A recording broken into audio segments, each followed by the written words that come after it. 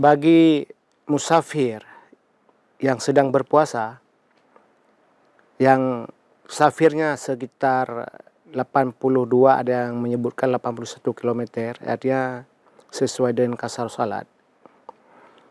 Apakah lebih baik dia berpuasa atau tidak? Maka kalau menurut saya, kalau dia menganggap darurat akan mengganggu perjalanannya, apalagi seorang sopir, maka lebih baik berbuka saja.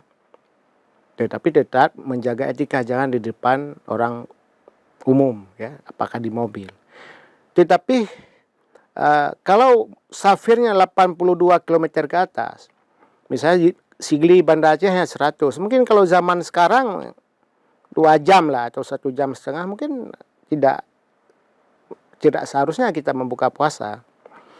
Tetapi kalau perjalanannya sampai ke Gaya Luas, Aceh Tenggara atau Singkil, itu memakan waktu sampai beberapa jam, ya, sampai 10 jam, itu barangkali lebih bagus seorang berpuasa. Kenapa?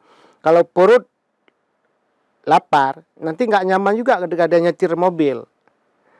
Ada juga orang kalau berpuasa nggak nyaman misalnya dalam perjalanan, maka lebih bagus buka. Tetapi kalau dia yakin dia sanggup, tidak mengganggu kesehatannya, apalagi di seorang supir tidak mengganggu dia nyetir mobil karena resikonya banyak penumpang, kalau dia nggak nyaman, nggak sehat bawa mobil, maka lebih baik buka saja. Tetapi tadi jangan lupa puasanya, bukanya di tempat tertutup, jangan sampai dilihat oleh orang ramai.